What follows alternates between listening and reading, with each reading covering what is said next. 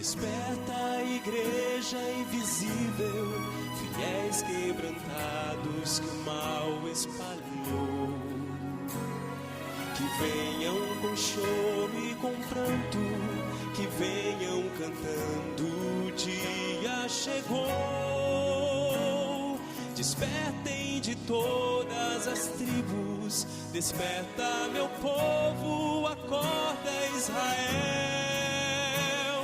É hora de ouvir o chamado para ser um rebanho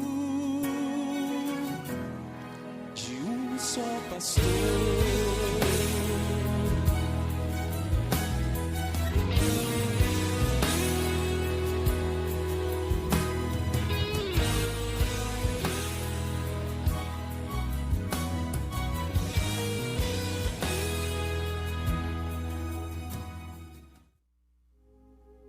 Amém? Que a graça e a paz do Senhor esteja inundando cada mente, cada coração dos amados aqui presentes e também daqueles que estarão assistindo a este culto nos seus lares. Eu gostaria de convidar a igreja para recitar mais uma vez o tema deste mês de janeiro. Eu vou repetir uma vez e depois a igreja juntamente comigo, tá bom? Tempo de despertamento. Vamos todos? Tempo de despertamento. E a divisa é o texto que eu vou usar como base aqui agora, Romanos 13, verso 11. Convidar todos para ler. Onde diz: e isto digo, conhecendo o tempo, que é já hora de despertarmos do sono, porque a nossa salvação está agora mais perto de nós do que quando aceitamos a fé.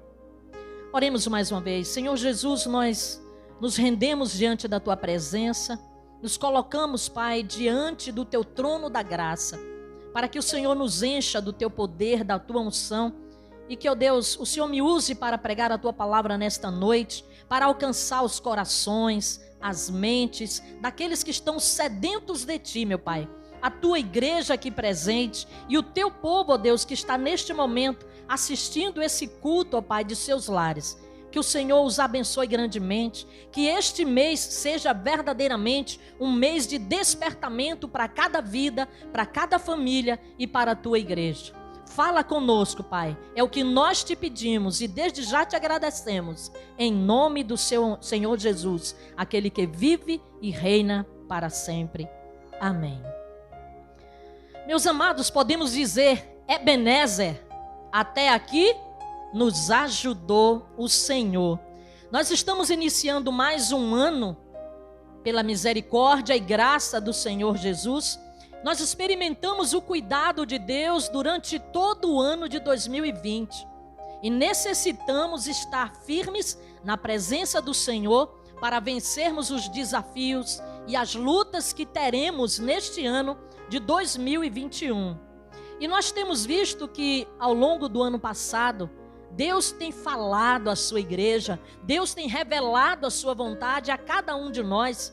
E Ele tem também nos mostrado as coisas que em breve hão de acontecer, para que nós não sejamos pegos de surpresa de tudo aquilo que ainda há de vir neste mundo. E eu quero que os irmãos estejam aí abrindo as suas Bíblias em Apocalipse capítulo 22, o último capítulo da Bíblia e o verso 6. Apocalipse capítulo 22 e o verso 6. Onde a palavra de Deus diz: e disse-me, estas palavras são fiéis e verdadeiras. O Senhor, o Deus dos santos profetas, enviou o seu anjo para mostrar aos seus servos as coisas que em breve hão de acontecer. E ainda, 1 Tessalonicenses capítulo 5, verso 4.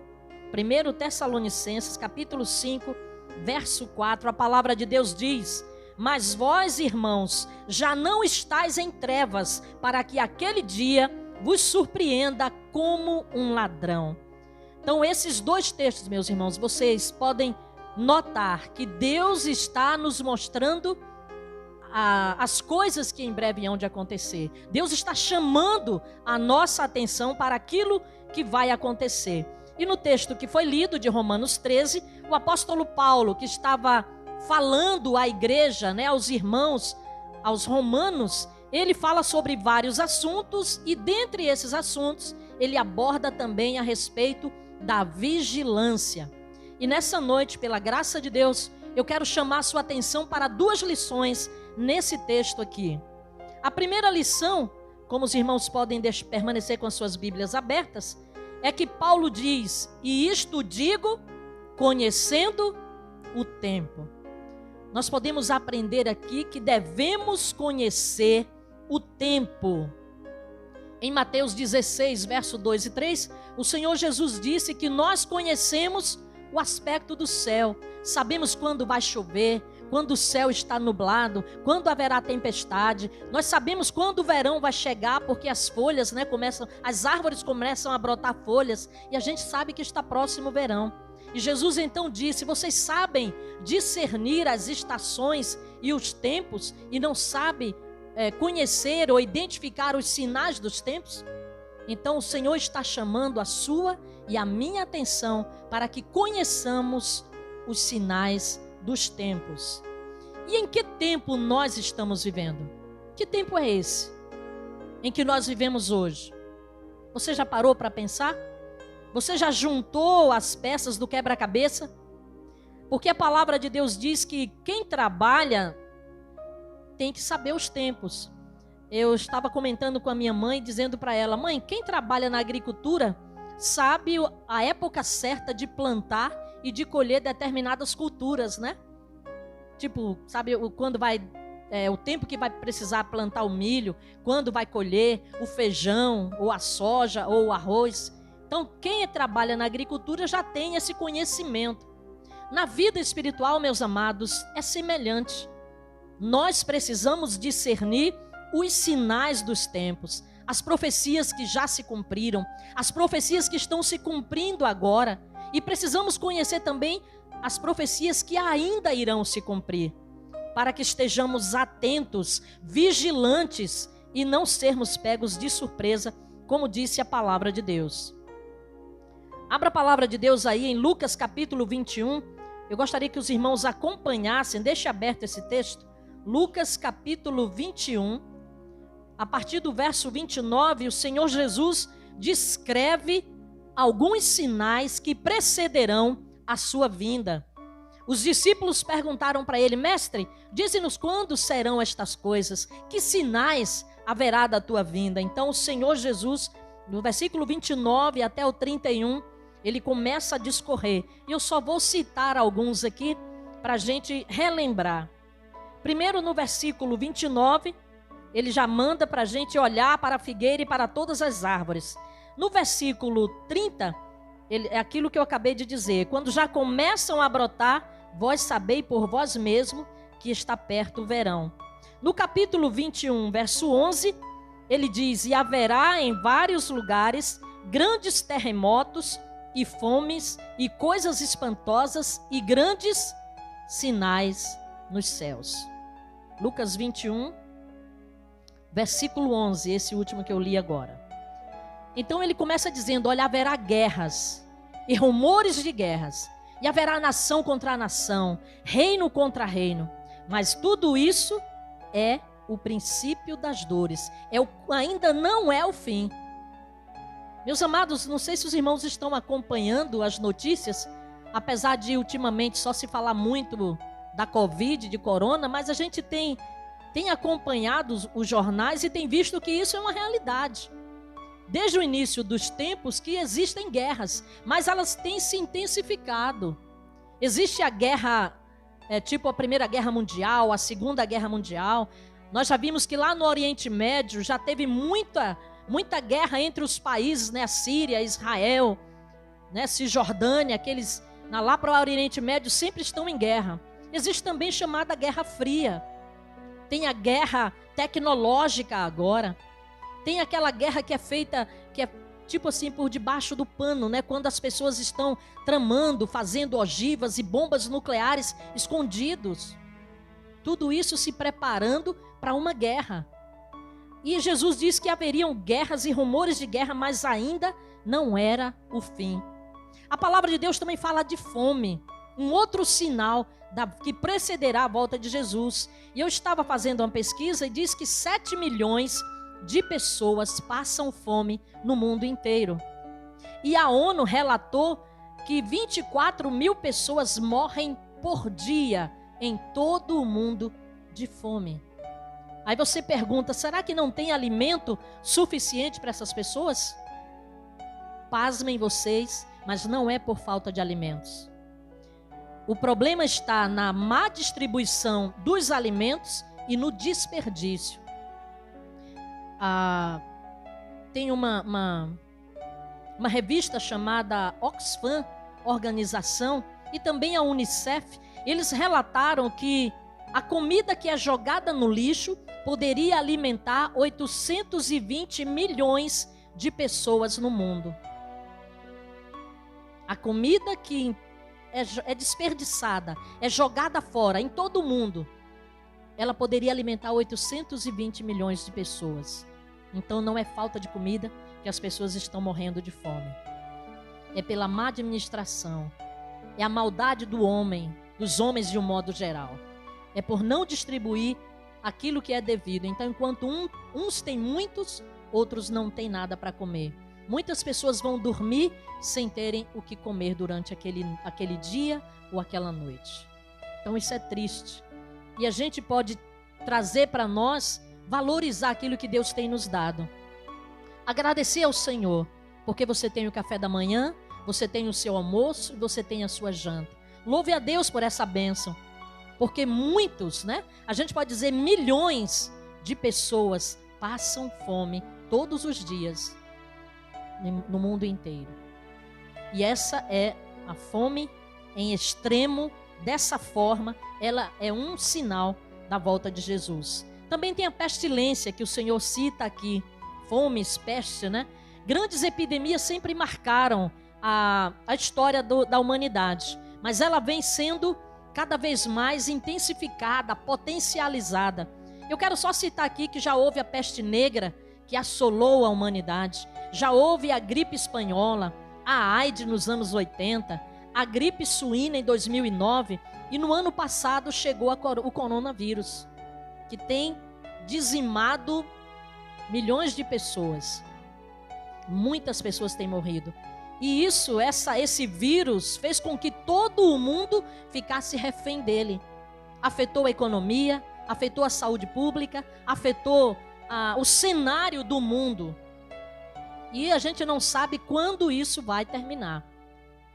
Enquanto isso está rolando, enquanto ela está se espalhando com primeira onda, com segunda onda, nós só temos que louvar a Deus, porque mesmo com essa pestilência toda, o Senhor já nos avisou e a gente está atento.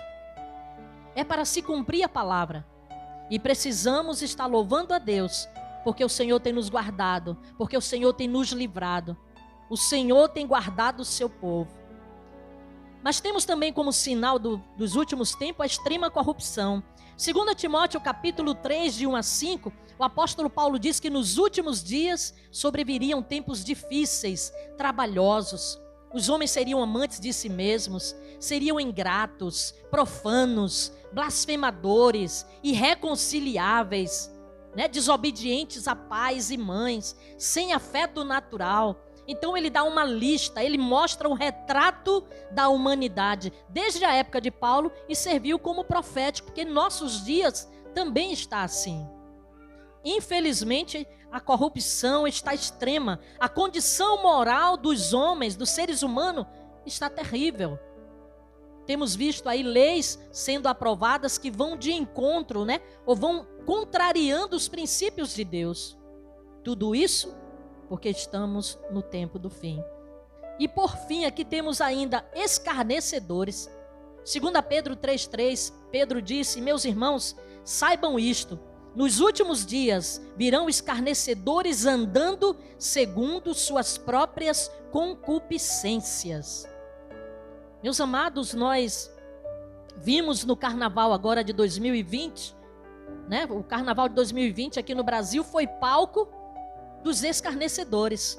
Homens ímpios afrontando o Deus Todo-Poderoso. Mas a Bíblia diz que Deus não se deixa escarnecer. Tudo que o homem semear, isso também ceifará. Ninguém brinca com Deus. O juízo virá.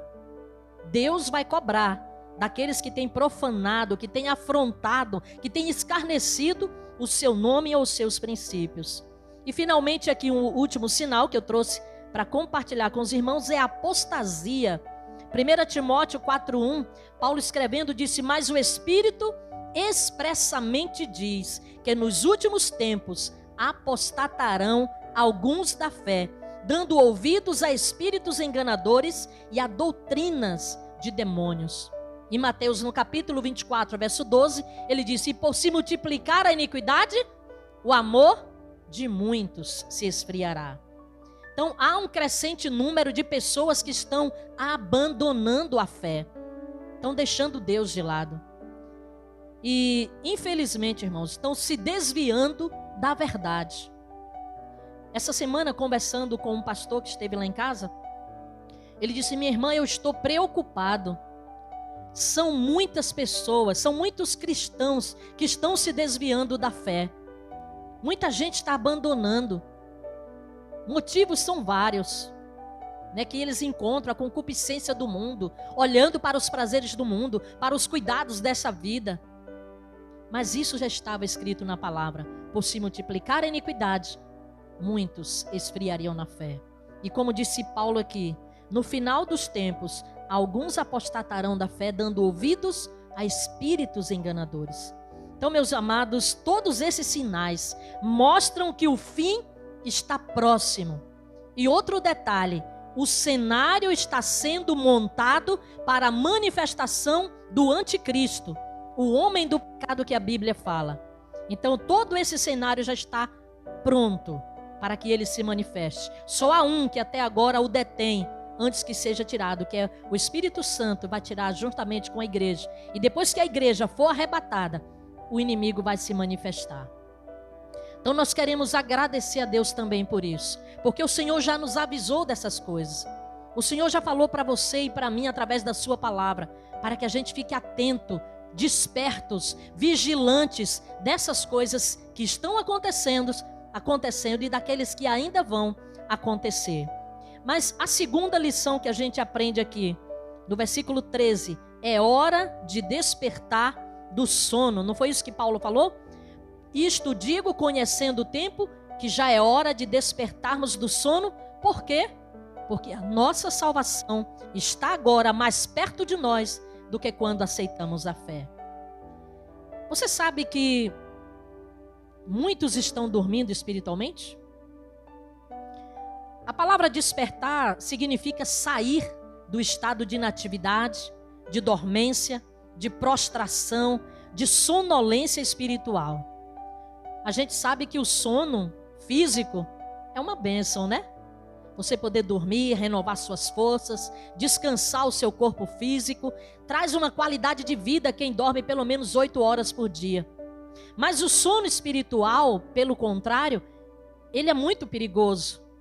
Ele traz consequências horríveis, porque ele é sinônimo de indiferença, de descuido, de insensibilidade e de morte.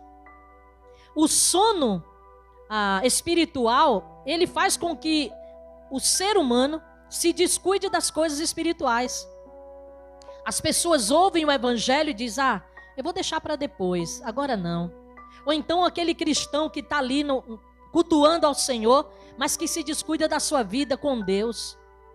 Não lê mais a palavra, não medita, não tem mais ânimo para orar, não fala mais de Jesus para ninguém. Ele está ficando acomodado. E a palavra de Deus diz: vigia, é tempo de despertamento. Então eu quero trazer apenas duas aqui, desse despertar, 2 tipos de sono espiritual. E eu diria que é hora de despertar do sono da imprudência. Juízes capítulo 16, de 19 a 21, a palavra de Deus conta a história de Sansão. Sansão, ele é um exemplo muito bom para a gente especificar essa imprudência, porque ele brincou com o pecado. Sansão, ele foi imprudente, foi precipitado nas suas decisões. Ele não pensou nas consequências quando ele se ajuntou com Dalila. E a palavra deixa claro aqui nesse texto, que os irmãos podem ler em casa, que Dalila o traiu, falando com ele. Me conta aí qual é a razão, né? De onde vem toda essa sua força? Me conta o seu segredo. E aí ele contou para Dalila. E ela mandou que cortassem os seus cabelos, porque ele era nazireu de Deus.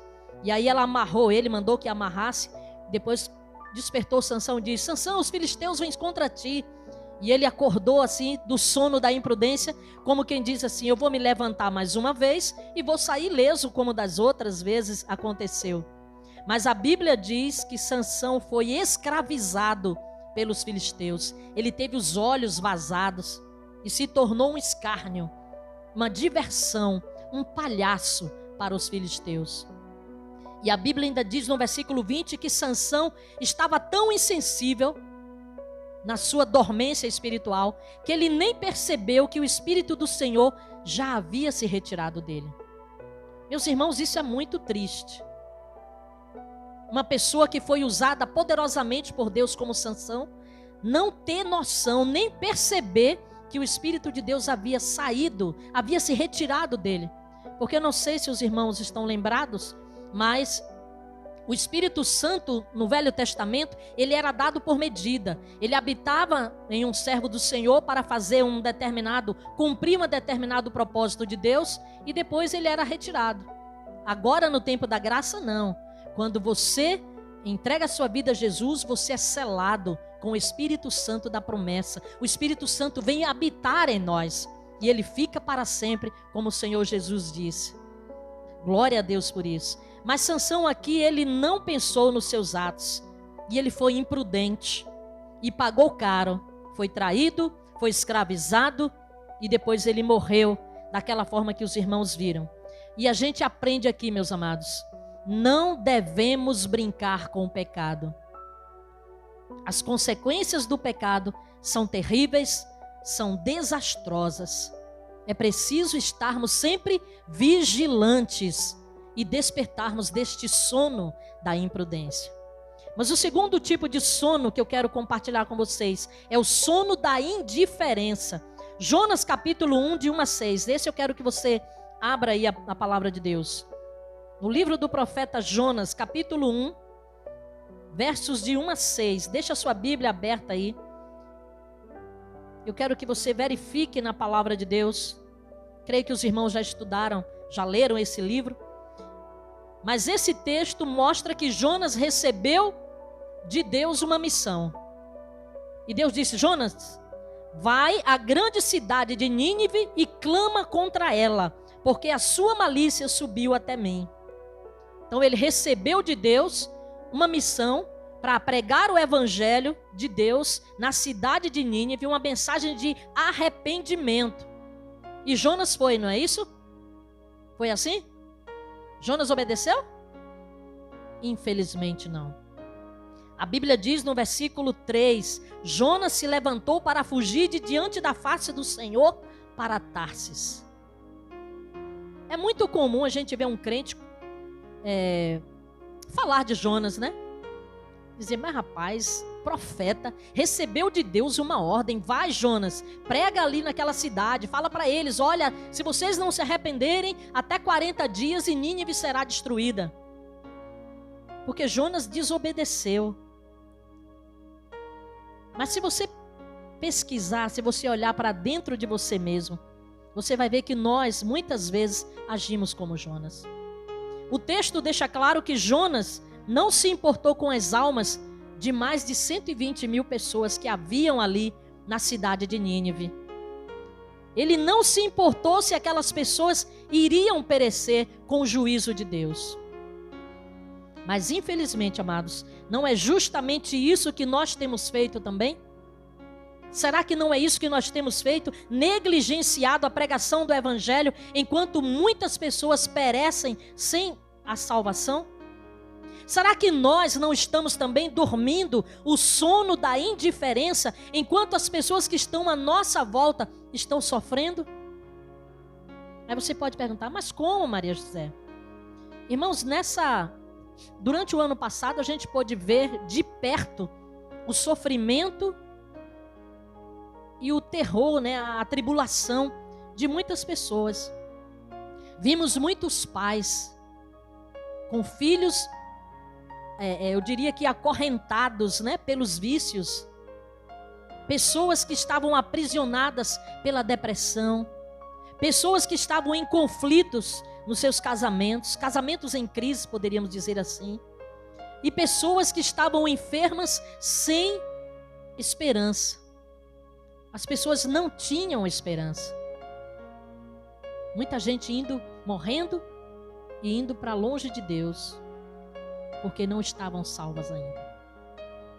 Ou seja, pessoas ao redor de nós, sofrendo, precisando de uma palavra de esperança, uma palavra de salvação, precisando conhecer o Deus que você e eu conhecemos, e nós, muitas vezes, nos calamos. É aquilo que o nosso irmão falou no último culto, né? Que nós somos a geração eleita, o sacerdócio real, a nação santa, o povo adquirido por Deus, né? Para anunciar as virtudes daquele que nos chamou das trevas para a sua maravilhosa luz. Pela graça e misericórdia do Senhor, nós aqui da IBMO, ainda tivemos uma pequena participação, né, na evangelização de pessoas. Através dos cultos, através das videochamadas, a gente pôde falar de Jesus para alguém, mandar uma mensagem, quem estava perto de nós, quem morava perto de nós, já que não se podia fazer visitas em muitas casas por conta dessa doença. Mas Deus nos deu a ferramenta da tecnologia, do WhatsApp, do Facebook, onde você pode evangelizar através das mídias, de mensagens enviadas. Mas, por outro lado, amados, muitas pessoas passaram esse ano de 2020 sem pregar o evangelho, sem mostrar a palavra, sem pregar a palavra que salva. E muitas pessoas morreram, porque a doença é rápida, né? Muitas vezes quem ia para o hospital não voltava. Então é preciso que nós despertemos do sono da indiferença. Não só nós como igreja, que devemos pregar, mas também aquelas pessoas que têm ouvido a palavra de Deus e têm cometido o pecado da procrastinação. Sabe o que é isso? Quando deixa tudo para depois, adiando. Eu sei que eu tenho conhecido a palavra, minha mãe é crente, meu pai é crente, minha irmã é crente, o meu irmão é crente. Minha esposa é crente, ou meu esposo é crente, mas eu ainda vou tomar uma decisão. Ainda vou tomar. Quando chegar a hora, eu ainda vou tomar minha decisão. Meus amados, isso é um grande perigo. A Bíblia diz que a nossa vida é como um vapor. Ninguém sabe o dia de amanhã. E é preciso despertar disso aqui. Deus tem dado oportunidade às pessoas para que se convertam, para que se arrependam, para que restaurem a comunhão com Ele, para que se voltem para Ele, e as pessoas estão deixando o tempo passar. É como uma roleta russa, né? Alguém diz, né? Sabe como é que é, né? Quando alguém coloca uma bala no relógio, no revólver, né? E fica brincando de atirar. Testando. Tipo assim, brincando com a sorte. Mas a salvação da sua alma é muito importante. Deus, Ele se preocupa com a salvação de cada um de nós. Deus se preocupa com aqueles que estão afastados dele. Porque Deus sabe o dia que aquela pessoa vai partir. A pessoa mesmo não sabe. E ao invés de se achegar a Deus, ela fica protelando. Um dia eu volto. Antes que eu parta para a eternidade, eu me arrependo. Não é assim. Nós como igreja temos esse papel para orar, clamar a Deus pela sua misericórdia, para que essas pessoas sejam alcançadas em tempo oportuno. Por isso que a palavra de Deus diz, e a gente vai estudar esse mês sobre isso, é tempo de despertamento, é tempo de conserto de vida, de acordar para as coisas espirituais. E eu ouvi uma mensagem ontem mandaram no grupo quando diz: desperta, crente, acorda, igreja. Estamos vivendo no contexto do fim. Desperta, você que está afastado da comunhão com o Senhor, dos caminhos do Senhor, acorda, desperta, volta para Jesus enquanto é tempo. Isso é uma mensagem atual, meus irmãos. Estamos na reta final da era. Quando Jesus disse que não passaria essa geração sem que todas essas coisas aconteçam, eu creio que ele estava falando tanto da destruição de Jerusalém, como agora do final dos tempos. Foi uma profecia em duas etapas. Aconteceu a destruição da cidade, no ano 70, mas está falando também da volta dele, da segunda vinda dele. Quando nós precisamos estar vigiando. E eu quero terminar pedindo que você abra a palavra de Deus em Lucas capítulo 21. Lucas capítulo 21, verso 36. Lucas capítulo 21, verso 36. Diz a palavra de Deus: vigiai, pois, em todo o tempo, orando, para que sejais havidos por dignos de evitar todas estas coisas que hão de acontecer e de estar em pé diante do Filho do Homem. Glória a Deus. Jesus está às portas. Em Apocalipse 22:20 ele diz: eis que cedo venho. A Bíblia ainda nos manda andar como filhos da luz, andar como sábios, remindo o tempo, porquanto os dias são maus.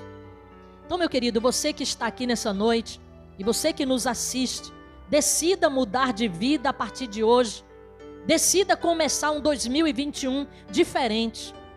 Graças a Deus, algumas pessoas começaram 2021 na presença do Senhor, entregando suas vidas a Jesus.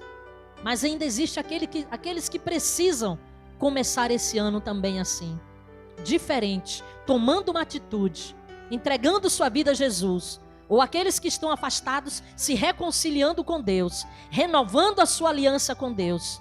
Deus tem interesse em seu crescimento, meu irmão e minha irmã, seu crescimento espiritual.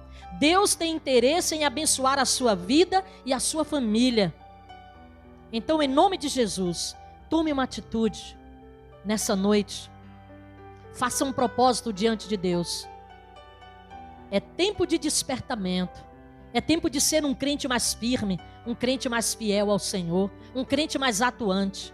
E aqueles que ainda não tomaram a decisão ao lado do Senhor, é tempo de se arrepender e se entregar a Deus e buscar ao Senhor Jesus. Buscar-me-eis e me achareis quando me buscardes de todo o vosso coração. Que Deus abençoe sua vida, que Deus lhe ajude a tomar essa atitude, a ter esta atitude e começar 2021 debaixo da proteção de Deus, debaixo dos cuidados de Deus, porque tempos difíceis nos esperam, estão aí vindo pela frente, e ninguém espere nada de ameno, porque a Bíblia diz: quando disserem a paz, paz, eis que sobrevirá repentina destruição. Jesus está às portas e precisamos estar vigiando e orando para estar de pé, como foi o versículo lido. Deus abençoe sua vida e que em nome de Jesus você faça isso para o seu bem, para a sua felicidade e para a sua eternidade com Deus. Amém.